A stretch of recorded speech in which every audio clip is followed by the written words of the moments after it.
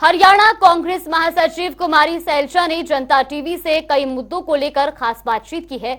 हमारे संवाददाता स्पर्श शर्मा ने कुमारी सैलजा से तमाम चीजों को लेकर सवाल पूछे हैं, जिन पर उन्होंने अपनी प्रतिक्रिया रखी। आइए सुनाते हैं उन्होंने क्या कुछ कहा।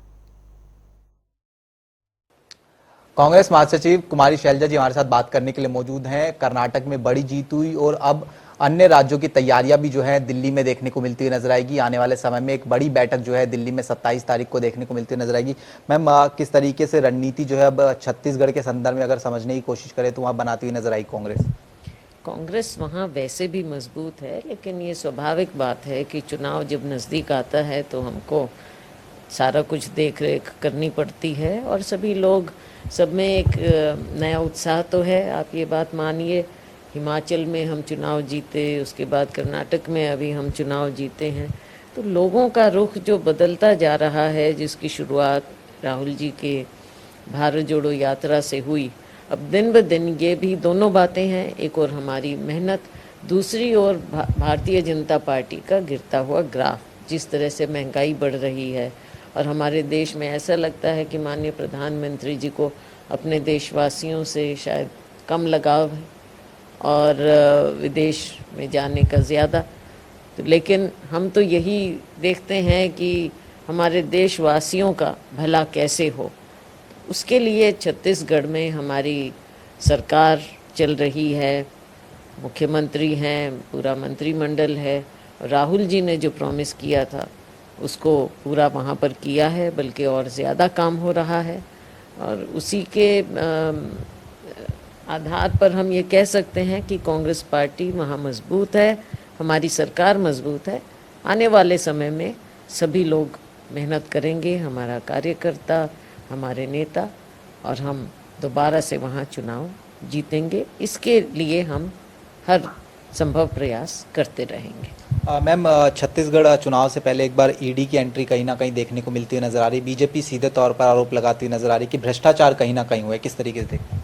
बिल्कुल, बीजेपी के पास कुछ और अब है नहीं, क्योंकि इनकी सरकार 15 साल का इतना भ्रष्टाचार हो गया था, अति हो गई थी और इनकी सरकार उस मामले में गई। आज इनके पास कुछ है नहीं, तो ईडी को केवल ऐसा लगता है कि छत्तीसगढ़ में ही घुसा रखा है, वहाँ दफ्तर खोल रखे हैं। कब जब जी चाहे सरकारी दफ्तरों में चले जाते हैं, जब जी चाहे किसी को उठा लेते हैं, रोज़ की उनकी विज्ञप्तियाँ आती रहती हैं। तो इन्होंने तो वहाँ पड़ाव डाल रखा है, लेकिन हम इन बातों से घबराने वाले नहीं हैं। हमारी सरकार बढ़िया काम कर रही है और हम अपने काम के दम पर, हर वर्ग को जो फ़ायदा मिला है, अपने काम के दम पर हम लोगों के बीच में जाएंगे। ईडी से दबने वाले नहीं हैं। कर्नाटक के हमने देखा कि तमाम जो लोग थे वो कहीं ना कहीं एक साथ एक यूनाइट होकर जो है चुनाव लड़ते हुए नजर आए, चाहे डीके की बात करें, सिद्धारमैया की बात करें। छत्तीसगढ़ के संदर्भ में मैम किस तरह की तैयारी जो है होती नजर आ रही, ताकि आगे आने वाले समय में तमाम जो नेता है वो कहीं ना कहीं एक साथ एकजुट जो है नजर आए? जी बिल्कुल, एकजुट नज़र आते भी हैं। अभी भी आप देखते हैं, अभी जो कार्यक्रम हुआ 21 तारीख को, उसमें सभी आपको नज़र आए।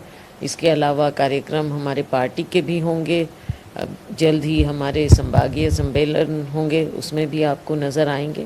तो सभी मिलजुल कर ये चुनाव लड़ेंगे। पिछला चुनाव भी मिलजुल कर लड़ा था और अगला चुनाव भी मिलजुल कर लड़ेंगे। अंतिम प्रश्न, राहुल गांधी मैम हरियाणा में देखने को मिलते हुए नजर आए, इससे पहले भारत जोड़ो यात्रा में देखने को मिलते हुए नजर आए।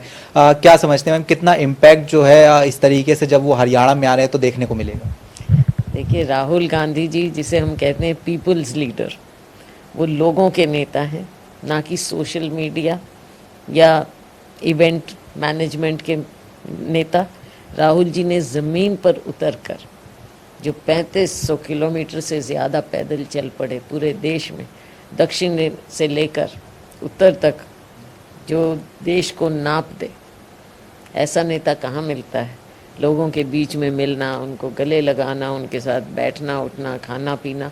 हमें तो खुशी है, हमें गर्व है इस बात का कि राहुल गांधी जी हमारे नेता हैं। ऐसे नेता हैं, वो आम लोगों से मिलने में गुरेज नहीं करते, वरना माननीय प्रधानमंत्री जी तो आम लोगों से मिलना तो दूर, आज तक कभी प्रेस में भी नहीं मिले हैं, वो किसी से प्रेस वार्ता तक नहीं की है।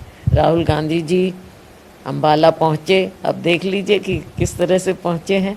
और बल्कि पिछली बार हमारी इच्छा थी जब वो वहाँ आए कि मंजी साहब गुरुद्वारा में वो आए, उनकी बहुत इच्छा थी, लेकिन आप जानते हैं समय का भी, मौसम की भी बात थी आगे पंजाब, तो लेकिन वो राहुल जी जो एक बार मन में ठान लेते हैं, उनके मन में कोई बात आ जाती है तो वो उसे पूरा करते हैं। अब आपने देखा कि कैसे पार्टी से कुछ मतलब नहीं है, बात यह है कि लोगों से मतलब है, तो सीधा खुद चले गए, साधारण रूप से चले गए और वहाँ पर आज गुरु अर्जन देव जी के शहीदी दिवस पर वो वहाँ पहुँचे हैं और वहाँ पर माथा टेका है, पूरी आस्था है, सब धर्मों में आस्था है और हमें ऐसा नेता हमें मिला है, हमें उन पर नाज है। तो ये कुमारी शैलजा जी थी जो जनता टीवी से खास बातचीत कर रही थी। कैमरामैन चंचल गुप्ता के साथ स्पर्श शर्मा, INH न्यूज़, दिल्ली।